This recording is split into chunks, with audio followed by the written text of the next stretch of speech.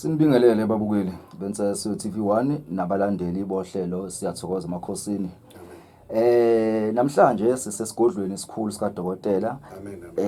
Sizobona futhi lezo izimanga ahleze senzela sona azivezela zona. Dokotela ngizokunikeza nje ithuba lokuthi ubingelele ababukeli benseso TV1. Sanibonani ababukeli nabalandela kule channel baba. Into engize nayo namhlanje just uconfirm nje into engampela ukuthi uconfirm imina nje umkhulumzeliwa njalo engitholakala la. So funa nje ukuthi into ngizoyiveza namhlanje ayiqale nje ukuthi niyibone into nayiphinda nayibona futhi. So just uconfirm nje ukuthi ngisakhona futhi ngisaweza umsebenzi nabantu futhi khona lusizo balaluthola. Bayalithola mkhulu. Kunjalo ke baba. Mkhulu sike senza ivideo siconfirma indaba yegroup. Ngiyabona lapha phambi kwakho kukhona esikubukayo. Mongachazela nje umbukeli ukuthi ke yini lesibukayo noma umsebenzi walokho esikubuka lapha phambi kwakho before sifike emalini. Kwenza ini lesigubhe lapha phansi njengamanje? Lesigubhe sila ngaphansi. Mawungabe uyakhumbula le video eqala kwakweze kwakukhona lezi ke angisidayisi lezi ke siba sihlezi nje sikhona kumina, but if umuntu uze nengqondo yokuthi udinga isigubhu njengale video saweza ngayo ngemuva ukuthi umuntu ufuna isigubhu leso sathengwa saphela, abantu bafike sathenga baphela, safika sinye futhi sisekhona ezinye.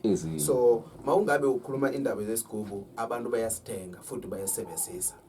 Ufuna umuntu ohamba naso, ufuna umuntu ukusibeleka yonke indlela abafuna ngayo, siyakhulumisana siyazizana nje ahambe naso ke uyothola nje indlela abayithola ngayo. Yebo, manje lento leyo ke iyona nje iweza ngayo ukuthi ngibe namandla ukuweza imali la.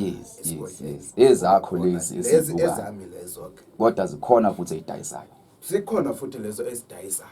Mkhulu njalo ke. Mkhulu sizophuthuma siye lapha kule msebenzi ekuwona kahle kahle esifuna ukuzovezela abantu njengamanje. Kunjalo ke. Angazi noma umkhulu uzosukuma la ekhona ewenze mhlambe kwenye indawo noma sizowenzela khona la. Sizowenzela khona la. Lento engize nayo namhlanje into incane. Ukuthi just ufuna nje ukuthi kahle kahle vele abantu bavele bawazi nje ukuthi umkhulumzeliwa ukhona. Mkhulu singofiki ngisinako ukuthi sithola abantu abathi bathola umkhulu kwenzeka imisebenzi wangenzeka. Sifuna ukuconfirma mkhulu namhlanje ukuthi abantu abafonele wena straight via video call to confirm ukuthi wena besikhiphe futhi nezinombolo esizoyibiza siphinde siyibhale futhi la screen ukuze abantu bebeneshow ukuthi bathola wena mkhulu. Yebo. Izinkinga lezo siyavela eziningi. Bavele bathi ngihlangene nomkhulumzeliwa kanti akahlangana nami. Bavele bathi sikhuluma nomkhulumzeliwa kanti ukhuluma nomunye umuntu. Abantu baze nenye ingqondo la ukuthi bayihaga lezi number zethu. Bayasusa bese ke bafaka inamba zabo. So kwenzeka engathi izona nje inamba zabo, kwenzeka engathi ukhuluma nomkhulumzeliwa and baweza nje ama voice yakho nje ukuthi bafane ne voice yami. Uyabo. So ngifuna nje ukuthi ngikuthembise wonke umuntu namhlanje ukuthi if ufuna ukuthola usizo kusukela kumina, umuntu vele noma just aconfirm ukuthi baba mina ngithande, bakhona vele abanye bathi angithande video call. Njengoba awuyithande video call but just uconfirm ukuthi wena ngempela umuntu wena ubaba wangampela. Lento le and futhi ujwayele kwenzeka komama. Bomama bona nje baba ne pressure badinga imali kakhulu. Bomama bona nje angithi baphethe nje umuzi. Uyabo masithi lo umuzi kuno umama ngephakathi kwayo. So umama vele washesha nje ukuthi ukhulume nomuntu vele aye kuyena. Mawufika lapha yana bathi ngizothumela ingane, ngizothumela bani? No lutho lokho, mina ngiweze lokho. Mawufuna ukuhlangana nami uzohlangana nami, but if ubona nje ukuthi nami ngisabhize kunabafana laba engifundise ngabo umsebenzi basebenza futhi kumina and wena nje uzoba umfakazi njalo hlezi wabona and uzoqala ukuthi ukhulume nami before uhlangane nabo. Mawuhlangane nabo ukhulume nami nge video call ukuthi nangu nje umuntu lo ngithumele ngayo ngihlangane naye. Uyabo. So into yakho nesebenzisana nje nge video call njengoba ungibona kanje ne video call futhi uzongibona same thing ukuthi nangu nje lo baba. Noma just uconfirm nje ukuthi iseconds nje ukuthi okay athi siconfirm ukuthi uyena. Mina mangivela nje ubuso wami uthi okay baba uyena nje ngibongela sikhulumeni ku WhatsApp inye indlela zokhuluma noma ku WhatsApp call noma video call sizoqhubeka noma sibhale nje ama typing ama voice note anginankinga lokho noma uzofuna i call straight, but if uzofuna call straight uweze sure ukuthi lento ngiyifonayo ubaba lo ngiyamuzwa nje force yakho ukuthi uyena but kune into uyisolayo nje ungaqhubeke ngayo uye phambili wena uweze ukuthi nje ufone nje ku WhatsApp video call uconfirm bese ke uyikhade ubuyele lapha ku call ukuthi hayi ngaphela uyena nje ngikhuluma naye. Hayi mkhulu angithemba ukuthi umlaleli wenseso TV1 uzwa kahle and ke uzokwenza njengoba sichaza ukuthi akathinte umkhulu ebe neshow ukuthi uyena umuntu akhuluma naye uyena ngqo umkhulu la uzokhuluma naye. Ukuxolisela kwalapho ke njengoba sila sibhizi siyajuluka la siwenza umsebenzi ukuze uthi abantu bawubone. If umuntu uyangibhalela khona ku WhatsApp akangithole masokuthi nje akhulume into eyiningi lapha yana umuntu ojakile ufuna nje ukuthi uthola usizo ngokuphuthuma ngokujaka kwakhe makafone uyabona ukukhuluma nawe ifoni nayo yamakhosi ila pocketini sho ukuthi mawungabe nje ukuthi angiyibambe leyi yamakhosi trade kusho ukuthi lapho ke ngishayela imoto okanye ngiweza something nje ukuthi into ukuthi bafike ama client nje asalindile.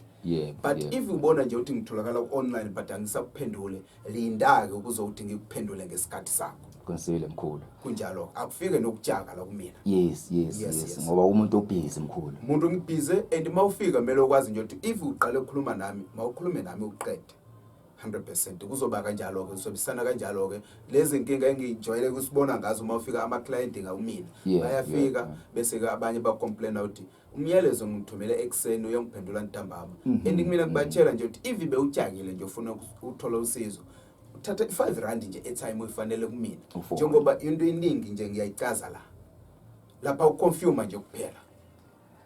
Hayi mkhulu ngiyathemba mkhulu ukuthi abantu bazokwenza njengoba uchaza nje mkhulu be understand futhi ukuthi umuntu omatasa ongayenzi futhi into ngokusheshsha uma umthumelele umyalezo mkhulu uzokuphendula mesisikhathi esenaso. Mkhulu abantu balindile bafuna ukubona isimanga sake sabavezela sona sicela umkhulu esenzele imali siyibhekile singeke sikhathe lutho singeke siphoze lutho eyenze nje sibhekile njengoba wasenzela before mkhulu kunjalo ke baba. Yebo baba lento le ngizokwezela namhlanje ngisenalento lencane le futhi nje lento le ngizokhona ukuthi ngikwezele khona ke la so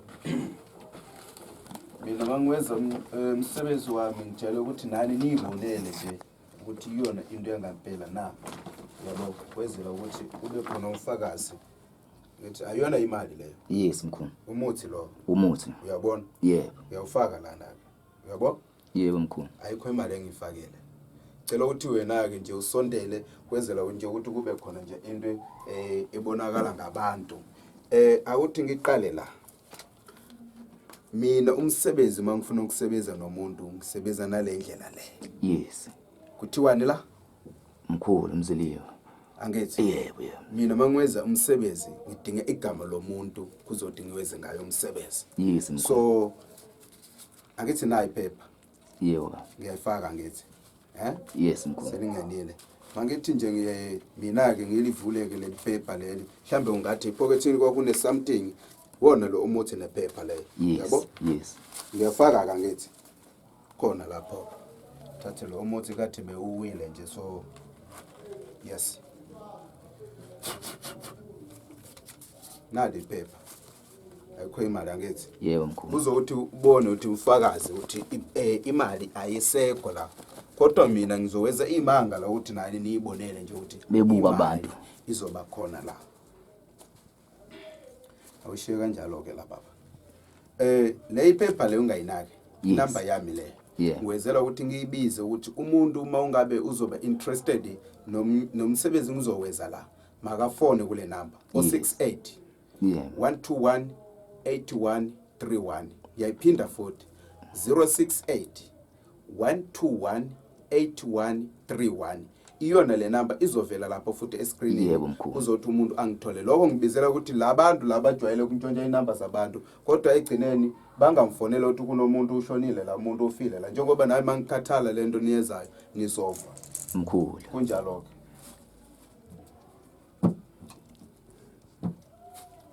okay kulungile baba amen amen Amen. Amen. Amen. Amen. Amen. Amen. Amen. Amen. Amen.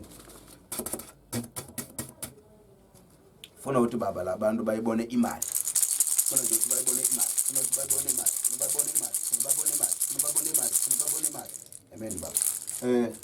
Umsebenzi wami nje uwona njalo ngiyakuvezela lento le. Yes mkhulu. Iyona lento le engisiza ngayo if udinga imali. Mina mangiweza imali usukela kwalento le. So ngiyathi nje ngiyayibheka ngiyifaka la. Uyayibona ngithi into yami nje. Yebo mkhulu. Ngithemba nje ukuthi iyabonakala. Angithi ufuna siweze imali baba. Yebo uzokhona ukuyibonela nje. Kunjalo ke baba. Hlalani phasi, hlalani phasi, hlalani phasi, hlalani phasi, hlalani phasi.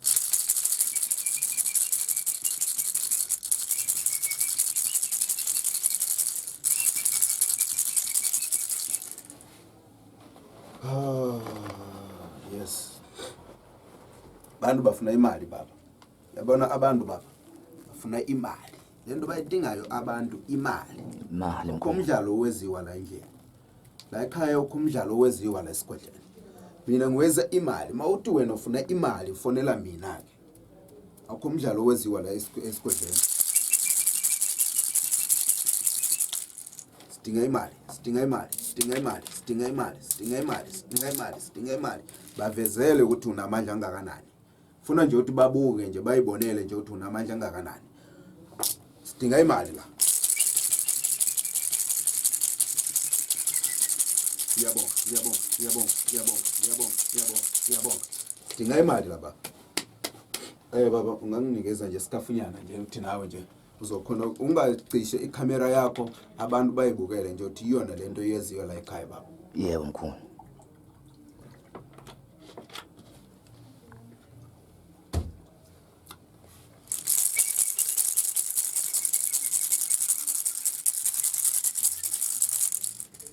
Baba lokho okuncane engiphethe ngawo nje sekulungile baba. Sekulungile mkhulu. Mina eside lami sengilight nje.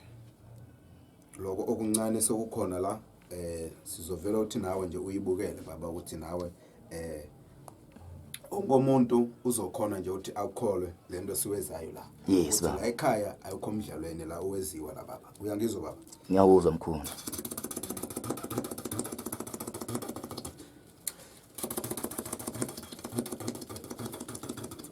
Baba lento kade bengidinga ngayo ukuthi umuntu azoyibonela la imali. Yenziwa bukhoma mkhulu. Ngiyathemba nje ukuthi wena awucishanga le camera. Cha mkhulu yonke into nje siyayiqopha nje Sekurayithi asikazi. angithi. Yes mkhulu. Ngifuna nje ukuthi bayibukele la ukuthi kunani la isikhwameni. Into yokuqala mangithi ngifake isanja. Ngithi kade ngifake iphepha lami. Iphepha mkhulu yebo. Lona ngithi. Yes kusayilona baba. Ilona ngithi. Yebo. Funa nje ukuthi bavezele bayibonele bona ngithi ilona. Mina lento ngizokhipha la into efana namaphepha. Uyangizwa baba? Into ngizoyikhipha la efana namaphepha. Uwona umsebenzi engihlalele la. Uyangizwa baba? Ngiyakuzwa mkhulu. Into ngizoyikhipha la efana namaphepha. Into isikhathi sincane lezo ayikaphele ngisho i-hour ngiwezile lokho. Ayikaphele ngisho i-30 minutes engiwezile lokho baba. Uwona amandla ami engiwezile khona namhlanje baba. Imali le mkhulu umuntu engathi mhlambe ukezwe kuthiwa imali ziyanyamalala noma iziphendwe amaphepha le imali nje mkhulu Yona le mali engiwezile la. uhamba nayo usuwala esigodlweni uyekhaya. Futhi wena umfakazi ivideo yakho yokuqala ukwenza lesigodleni uhamba nemali yami. Yes mkhulu. Mhlambe unomkhulumo nje uzokhuluma la ukuthi le mali yenyamalala noma yagcina kanjani kuwena. Hayi mkhulu imali nje mkhulu isebenza kahle iyahlala futhi kuwallet ayishintshi kwamaphepha ngufakazi lapho nami imali yenziwe umkhulu ngiyagoduka nayo ihlale futhi ikwazi futhi ukusebenza. Last time ngathola ekhoyo omunye umuntu wangitshela nje ukuthi njengoba ufaka iphepha kanje le imali ngeke izibe khona yini amaphepha ngithi no le iphepha lechaza ukuthi umuntu engimwezela ngayo umsebenzi kumele ngiconnecte nabantu badala ngiconnecte nabantu bangaphansi ngiconnecte namajozi ami yonke into nabafana bafihlane. Uyangizwa? Le imali bangathi nje ngiyazezela mina ngedwa. Uyangizwa baba lento ngisho? Ngikuzwa kahle mkhulu. So if umuntu uzela uyodinga lusizo leli phepha le ngibhala igama lakhe. Sho ukuthi le mali engiwezayo la igama lakhe. And ungakhohle lapha ubatshela labantu ukuthi mina ngiqala ku 10 million rand umuntu athole 10 million bese ke angikhokhele mina imali engango 2 million rand kuleyo mali. Uneshare kuyona leyo mali asuke Leyo mali senze. le engimsiza ngayo umuntu mina angikhokhele ngayo ke u2 million rand njengoba ukuqala kwami vele u10 million. Uyangizwa baba? Mkhulu. So kuba njalo ke but khona nje kuba khona nje imali ukuze ukuthi ilunge yonke iprocess le just umyalezo. Mhlambe ungayibona nje ukuthi hayi mhlambe kuphume malini imali incane labafana bafishane bayidose khona badose khona and ngicabanga nje ukuthi bayidose indawo useduze.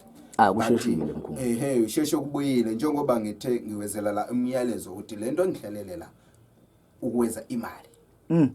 Uyangizwa baba? But if udinga nje ama-million la ngisho ngawo angeke ngikhona ngikuwezele la. Ama-million kunendawo engiwezela kuyo kuzothi nina niwabone la ma-million. Uyangizwa baba? Yes mkhulu. Yes. Ngiwezela la indawo but kune into iningi engiwezela ngazo ke. Kuzokuthi nina nizokhona ukuphumelela na 10 million one time niyithole.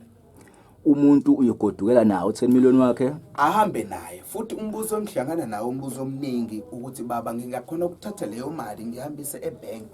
Mina ngisho ukuthi udinga imali yona ingenelele khona ebank straight iyangena ingenele yona ebank. If when account yakho iya reporter yona futhi izo reporter kuwena ukuthi imali seyingenileke. Uyangizwa baba? Ngikuzwa kahle mkhulu. Khona lokho imali leyo ke iweziwe nayi nje le. Isikhwama lesi mkhulu ukuthi angifuni ukuestimate ukuthi senza malini ngoba kusuke kuya ngomuntu nanedlozi lakhe nanabafana ukuthi basebenza kangakanani. Kodwa nje mawufikile mkhulu uhlala isikhathi eside mkhulu linda imali. Lana mawufikile la masuweza iprocess baba 2 million rand. I mean 10 million rand iprocess yakhona iba khona 2 hours. Yes. Esigodleni.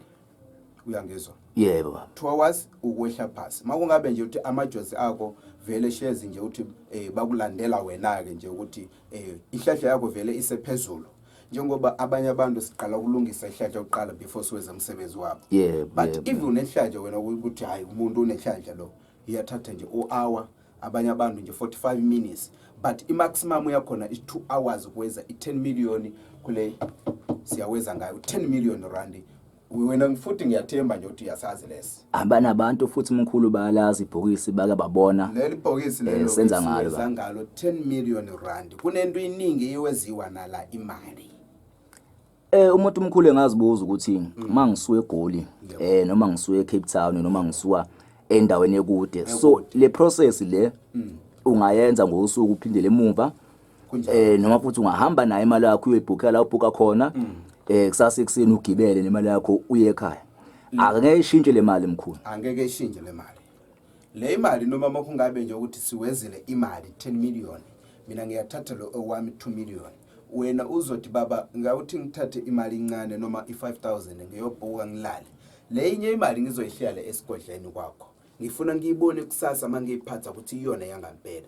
Or ukuthi mawuphuma wena la abantu badala abantu abafana abafishane bayithathe leyo mali bayokuphosela lapha ebankini izo reporta ula ukuthi imali ingenile bese ke wona uyaphuma uwazi nje ukuthi imali yakho esebankini mawuphuma mawuya somewhere noma ufuna uyoswipe noma uwenza njani noma uyo ATM uyoyikhipha noma ngene ngephakathi nakhona futhi kunembuzo ukuthi baba abantu basebanki bazoba nemibuzo ukuthi le mali iphuma phi la isukezayo la ukuthakatha lokho. Yes. Lengiwezayo la ukuthakatha. So mangithi ngiyathakatha la kusho ukuthi nabantu basebanki bona bayiqalile nje ukubathakatha before ngivele la. Uyangizwa? So imali engiwezayo mina la indlela yokuthakatha wonke umuntu nje uyayibona nje ukuthi imali seyingenile. Abantu basebanki lento bazokubuza ukuthi sangakusiza ngani ukuthi ngizela uyokhipha imali yami. Ufuna ukukhipha malini? Ngifuna ukukhipha 5 million rand. Bayokuthathela ikhadi lakho nje uyoweza iprocess yonke uyitholele 5 million. Akho umbuzo obuzawo futhi la ngifuna ukucwalisela khona ukuthi kunegazi yini lapho njengoba ubona la. Awukho gazi. Alikho mkhulu. Mina nje ngiyathwalisa umuntu if ufuna ukuthwala. Kuyathwala lekhaya. Kuyathwala lekhaya. Futhi umuntu uyaphumelela beside ukuthwala. Njengoba la umuntu just ukuthi ufuna ukuphumelela. Ufuna ukushintsha impilo. Kungena gazi. Ngiyaweza lokho. Nako. But if ufuna ukuthwala futhi ngiyathwalisa la ekhaya kukhithe gazi la. So umndeni wami nje uyuphephile akho ingane izoshona lutho baba wonke umuntu uzoba safe. Yes. And le mali le uzoyisebenzisa nongisho noma bani. Ayikhethile ukuthi yakho nje kuphela isebenzela wena kuphela. Ukuthi le mali izoba yakho, but wena mawuza la ngizokwenzela ngendlela yakho negama lakho nesibongo. But emva kwesikhathi wena le mali uyathatha nje uhamba nayo. Ufike noma nje uyithathele ebankini lakho uyisuse uyitransfer ebhanki lamama noma umuntu othandana naye noma abazali noma umalume noma bani umbonayo nje ukuthi uzosebenzisana naye ukwenza ama-business. Njengoba le mali le kuze ukuthi nina ngiyakusiza namhlanje kuze kuphele 2 years ungasondelane nami nje. Uyangizwa? Yebo. Phela 2 years ungasondelane nami njengoba ngithengisiza umuntu 10 million. Manje mawedla imali le engathi automatic ukudepend ukuthi hayi ngizohlanganisa inye imali yoqala ngayo umsebenzi yomkhulu ngizophinda futhi lapho ungakaphele 2 years ngeke uthole usizo. Njengoba 1 ngisebenzisa ama computer carabash nginabafana bafishane. Wonke umuntu namagama kuba khona ahleze ahlala lapha yana. Uyangezwa baba? So makungabe nje kune yonke into lapha yana amagama nesibongo sakho sisusa khona nje computer carabash yami emva kwa 2 years. Izinye izinto angifuna ukuzivela la ukuthi nina nisibone njengoba ngeke nizoyithanda lento ukuthi nize la noma ngikusize efonini niuze imali nizoyibona engathi indlela yokuthakatha. Uzobona engathi indlela yokufa leyo, but leyo indlela leyo engivezela iyona nje indlela mawufika la imali uzoyitholela khona. But mangithi nje nginabafana abafihlane mangithi ngine ilokunjana i-computer carabash abanye abantu akayazi nje ukuthi i-computer carabash yachaza uthini. Ichaza yonke information yomuntu, ichaza yonke into imali yakho ukuthi ihamba kanjani. Amagama nesibongo umuntu nje angimsize beside ukuthi ngithathe igama lakhe ngiliposte lapha e-computer carabash bese ke ngilibhalela ephepheni. Uyangizwa baba? Ngiyakuzwa. So kungakho ngithi nje ukuthi umuntu mawufuna ukuza kumina umuntu mawuvika namhlanje nje ukuthi avela ayivelele la eThekwini ukuthi baba uyafona ngisele eThekwini angeke ngizokutholesa usizo lakho njengoba umuntu nomuntu kuba khona nje information yakhe iphelele. Mawufuna ukuza kumina ube ukuthi nje mina ngiyalokhunjana nje ukuthi ngifike kuwena kumele uconfirme ngayo kumina ukuthi baba ngosuku lokuthi ngifuna ukuza lapho uzobufikile noma ngosuku lokuthi ngifuna ukuthi ngingisize ngizodepositela imali leyo uyifunayo mina ngidinga imali ingene ku-account. Lokho ngiwezela ukuthi ngiba ne-target nabantu ngosuku lu-1 ngiweza i-10 million abantu bawu-10. Akudlule lapho. So kuba khona appointment. Asiwezi appointment ibe into ibalekile appointment. Maweza appointment nami ukuthi baba angithi namhlanje ngomvulo ukuthi baba ngolesithathu ngiyeza ngizokufaka iappointment yabantu ngelesithathu. Banolesithathu. Makungabe kugcwele ngiyamtshela umuntu ukuthi kugcwele wena ufike ngolesinye. Mkhulu. Uyangizwa? So ungavele uthi ngiseThekwini bewuthi uyapi. Umuntu ungana appointment. Ungawenzanga appointment mkhulu. Bewuthi uyapi. Mhlambe uzongifitha lesokugcwele abantu bawu10 ngizothini ngaye. Ngoba i-computer carabash ithatha abantu bawu10 ngosuku. Ngizothini ngaye. Uyabo umuntu uyamjikisa abuye njengoba angeke ngizokhona ukumyezela into ukuthi ngeke aphumelele.